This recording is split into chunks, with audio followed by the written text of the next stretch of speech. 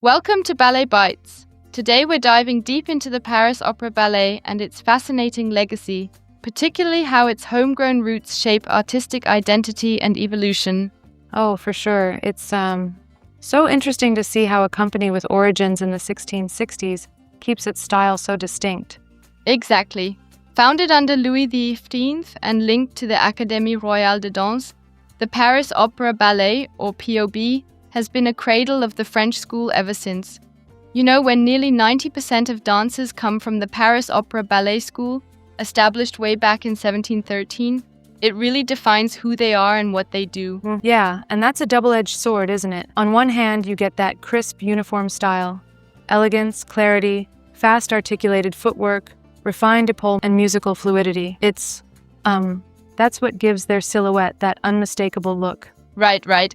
That uniformity means audiences immediately recognize a POB performance.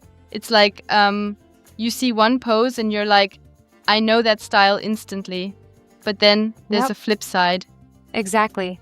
While that consistency is an asset, it can also be a bit of a barrier to fresh external influences. With almost everyone trained the same way, the natural evolution of style might be slower. Precisely. Think of it as a classic recipe passed down through generations. It's reliable and delicious, but sometimes you want to spice it up to keep things interesting. And that's where the debate kicks in.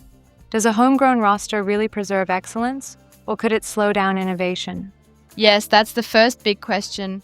On one hand, maintaining the house style, like that signature French elegance and technical precision, ensures that the performances are always top-notch.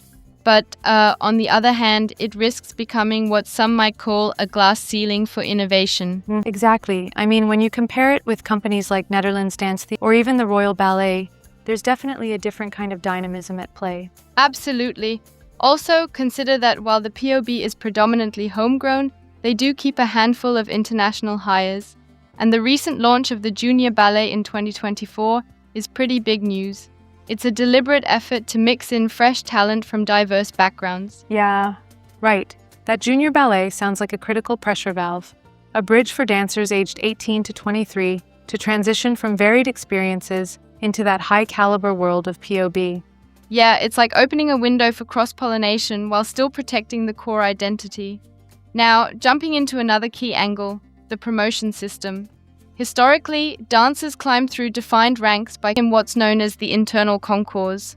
Oh yes, the concours, quadrille, coryphée, sujet, premier danseur or danse, and finally, that process is intense, maybe even theatrical in its own right. Exactly, and while it's thrilling ballet geek theatre, it's also been criticized for focusing on set-piece virtuosity rather than the artistry demonstrated over an entire season. Interestingly, for the 2024-25 season, they shifted promotions to appointments rather than competitions as an experimental move. That's a bold change. But I do wonder, doesn't that risk losing some of the excitement and the element of recognizing peak performance under pressure? That's a fair challenge. I mean, it could compromise some of the drama of competition. But then again, it might also allow for a more holistic appraisal of a dancer's work across various roles, be it a classical piece like Giselle one month or a contemporary creation the next. True, it seems like they're trying to find a balance, a kind of hybrid model where daily performance and consistency are rewarded alongside those standout moments in competition. Right. And then there's another aspect, balancing the weight of tradition with the infusion of new voices. POB's repertoire is steeped in Nureyev's reworkings of Pite, think Swan Lake, Don Quixote, The Sleeping Beauty, which are the spine of the company. Yep.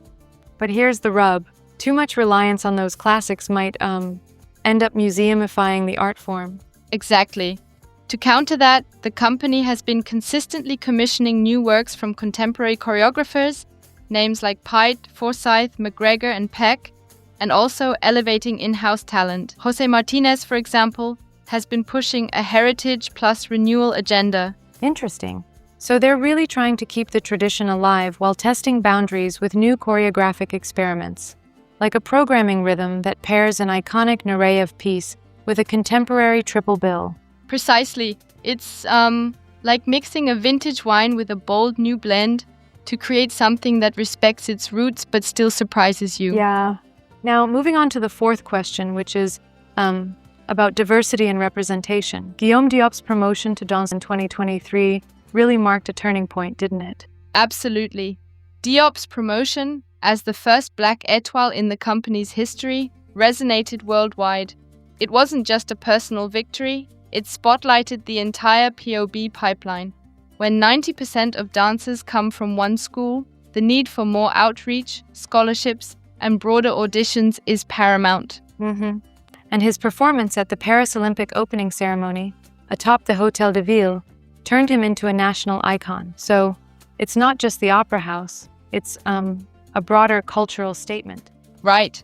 And in response, POB adopted a diversity charter a few seasons back, aiming for more inclusive casting, transparent outreach data, and targeted commissioning efforts for women and choreographers of color. That's essential. But I do wonder, are these measures more than just buzzwords? They need visible benchmarks like annual casting audits to truly drive change. I agree, transparency is key. Without clear, measurable objectives, such initiatives can easily become tokenistic, turning art into a checklist exercise. Yes. And then we come to an interesting intersection with digital evolution. Question 5.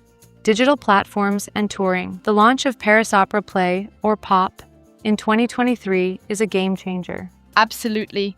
POP isn't just a revenue tool, it's a global stage for the POB identity.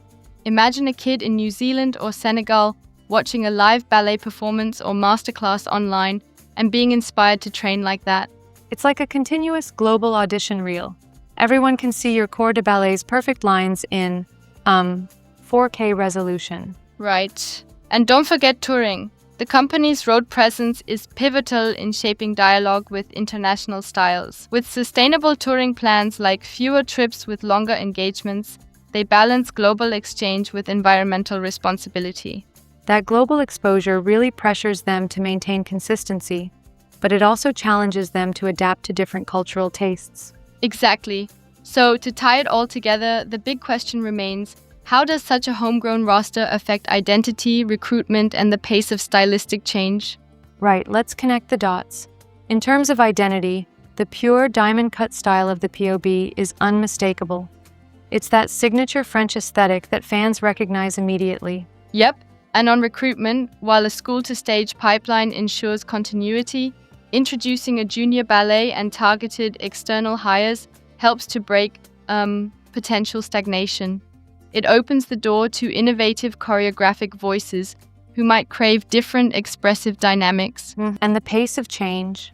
Historically, it's been measured, but with experimental promotion processes, diverse commissioning practices, and digital platforms demanding transparency, we're seeing a deliberate quickening of evolution without chaos. Right. It's a balancing act. You protect the legacy, but you also use it as a living toolkit, leveraging every plie and port de bras to tell new stories, create fresh music, and celebrate diverse bodies. In the end, preserving a homegrown identity doesn't have to hinder innovation. It's about adapting, opening avenues, and ensuring that while tradition remains the foundation, new voices can, and do, emerge. Absolutely. So, as we watch this season unfold, keep an eye on how the experimental promotion system evolves, how the repertoire balances classic Nureyev pieces with daring new commissions, and how the pipeline broadens through the junior ballet and beyond. Right, and listeners, definitely share your thoughts. Does this strong national identity, with its homegrown excellence, support creative risk-taking, or create an artistic echo chamber? Yep, we'd love to hear your ideas. Don't forget to like, subscribe, and comment on your take on the evolution of this timeless art form. Thanks for tuning in, and keep an eye on the dance world as it continues to redefine what it means to honor tradition while embracing change.